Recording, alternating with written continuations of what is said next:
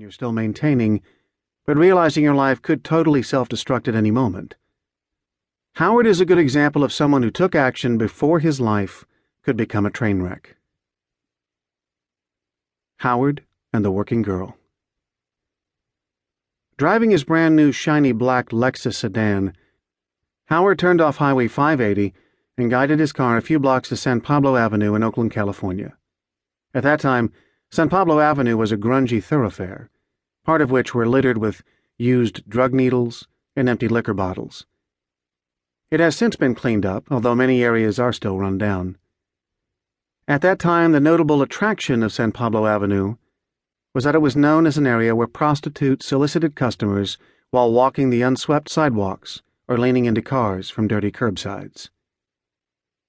A heavy-set man with curly dark hair and very pale skin, Howard had achieved financial success as a programmer for a major software company.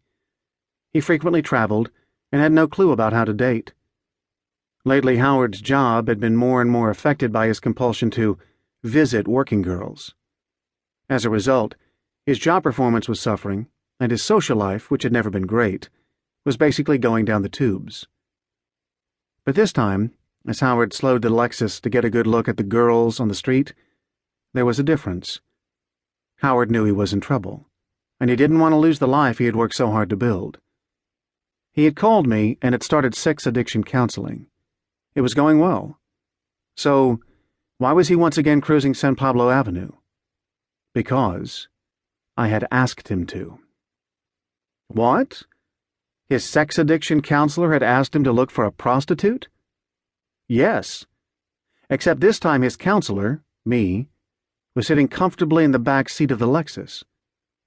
I frequently give clients assignments, and when I think it's needed, or would be effective, the client's counseling session might be a field trip, with me along for moral support or merely to stir things up. In Howard's case, I wanted to provoke a serious change in his initial interaction with a prostitute. Howard's assignment, with me in the back seat of the Lexus, was to go to San Pablo Avenue and pick up a prostitute. But this time it wasn't about getting sex. Rather, Howard was working to break the stranglehold of his sexual addiction, and he was nervous about what was going to happen. After several minutes of procrastination, Howard pulled the car up next to the type of woman he habitually hired. Although she was probably about 22, she looked older and tired, and her teased blonde hair was not properly combed. Her low-cut pink blouse and short, tight-fitting skirt showed several light stains. When she smiled, her yellowing teeth were chipped. Her breath was strong, and it was clear she was not taking the best care of herself. "What are you looking for today, hon?" she asked Howard. Howard stammered, uncomfortably. "How much do you charge to just, party?" She named a price, and Howard glanced back at me. I leaned forward in the seat so she could see me. "So, is this a twofer?" she asked. "No," I said. "I'm a sex addiction counselor." "What? What is this?" she said, alarmed. Howard gripped the steering wheel, his knuckles white and his hands sweaty. "He'll pay you for your time," I said. "No problem." While I continued to sit in the back seat, I motioned for the woman to get in the front. She opened the door and sat in the passenger seat, saying, "You're definitely going to pay?" Howard nodded and opened his wallet so she could see he had the cash. She visibly relaxed, and I could tell she would be happy to cooperate in any way possible. As Howard drove to a nearby semi-secluded area, I said, "My client is addicted to prostitutes."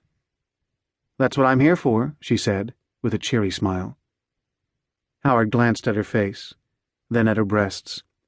He was sweating even more now. "He wants to have sex with you. Do you want to have sex with him?" I asked. "Sure, so long as he pays me," she said.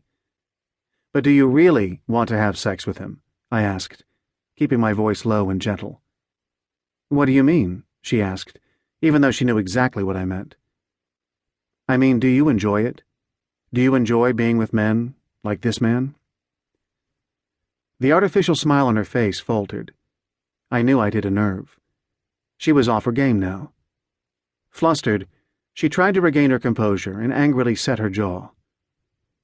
I have a lot of practice at providing a safe environment for people to open up, though I don't typically do this on the street anymore. It could be dangerous.